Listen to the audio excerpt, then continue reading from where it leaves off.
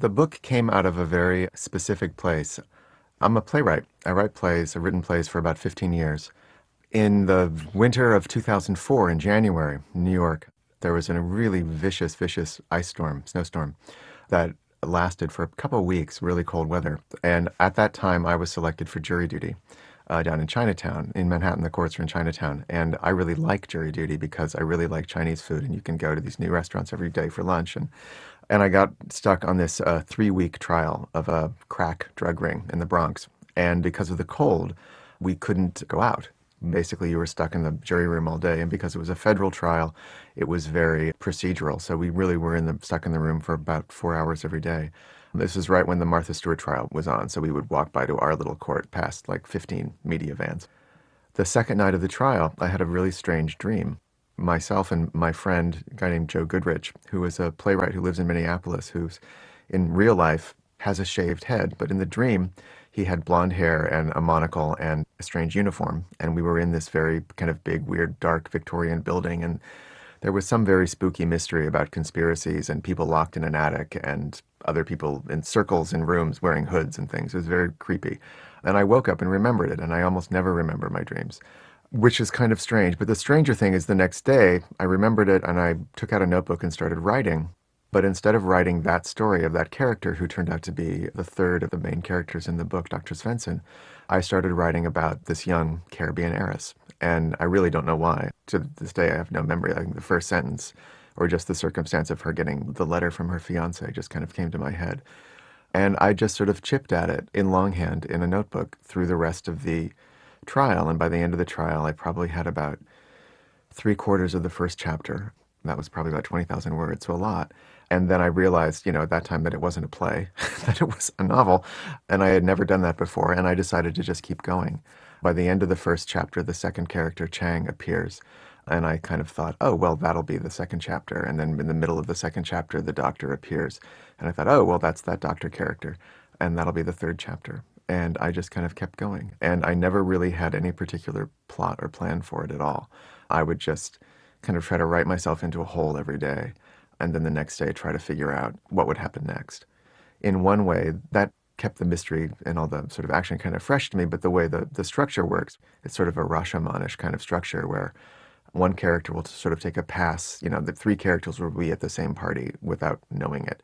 And I won't really know what's going on at the party either, but I'll start making up clues for one of them, and which they don't need to understand. And by the time I get to the third one, I would have a much better sense of what the whole thing was, just by kind of challenging myself to figure out, oh, well, what's that blood stain on the floor? Well, I don't know. A month later, I might know. And so the whole of the book was like that. There's a big sort of murder mystery of who killed somebody that occurs in the very first chapter, and I don't think I knew actually for sure who killed that person until like the last 50 pages. There are lots of differences between writing plays and writing the novel. There are different sort of difficult differences, and then there are places where being a playwright actually really helps me a great deal. For me, the writing process of a play takes about 4 months, 3 or 4 months. So you're kind of in that world. As a very close friend of mine said to me once, I'm really preoccupied when I'm writing something, and then I'm really cranky when I'm not writing something. But there's a real sort of busy and preoccupation while you're doing it. And for me, like I can't read anything else when I'm working on something because it kind of gets in the way.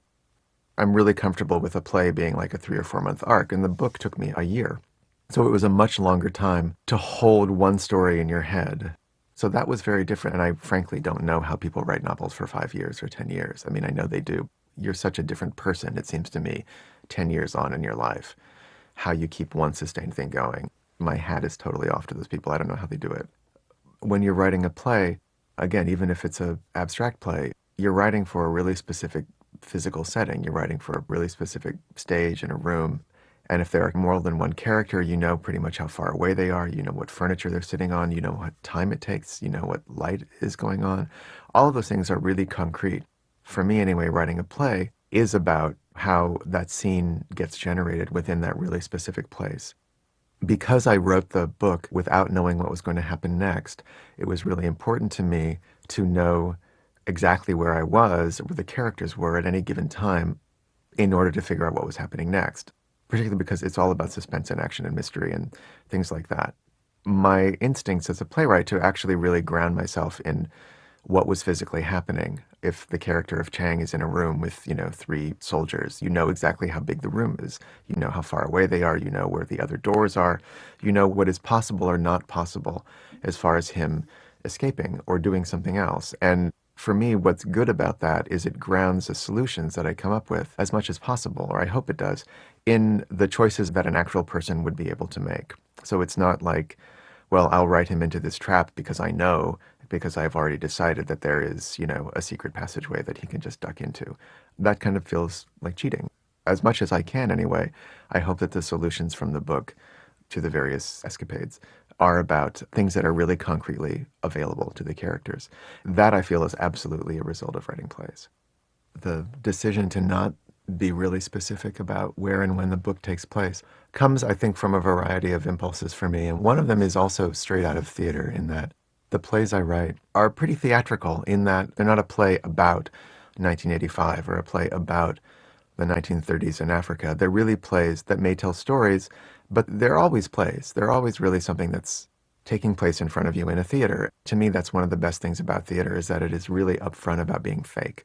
That you're really watching something that's being put on and you're agreeing to go with it. It's not like anyone's pretending that these aren't actors and this isn't a set. And in fact, the falseness of it actually, in a way, I think allows you in a more deeper way to find out what's really true in the situation. So there's part of that for me where the impulse comes to actually make the book something of a fairy tale and to not specify the city and to really do a lot to sort of make it not be any particular place. I mean, less so any particular time. I mean, I think I did what I could to make the time fairly consistent. I think I knew very early on that I didn't want to set it in any particular city, probably more than any other city. The city seems like London. They refer a lot to canals and things like that. In my mind, the canals that are referred to suggest Amsterdam. So my sense is it's a little bit of Amsterdam, a little bit of London. A friend of mine, very helpfully, about a month ago, sent me a bunch of photos of canals in London, of which there are many. It could actually just as well be London. And there are things that the book refers to the Old Queen, which is probably a pretty explicit reference to Victoria, though who knows, there may have been the Queen of the Dutch at the time too. One of the things that I really worked for the book, I was really trying to treat the period pretty respectfully. The book has its lurid aspects and its sort of incredible or fantastic aspects. There are parts of the book that are fairly, well, I don't want to say smutty, but they're a little smutty. But there's no profanity in the book. Things are pretty decorous and described in a fairly not lurid way, which I think, particularly for a character like Miss Temple, I think is very true to the sort of tone of the time and how things would be thought of, and the sort of mix of a time like that between real propriety and almost like squeamishness, and then this sort of parallel kind of vulgarity of the differences between classes and the huge differences between rich and poor and what the poor had to put up with in terms of their everyday life. And that sort of sense of inequity. And yet propriety sort of didn't allow you to look at it, which is just a way to say that there's a kind of seething underbelly to the book, but the high tone of the book refers to it but doesn't really dip into it in the actual language. And I think that says something about the kind of world and, also the kind of hypocrisy of that world.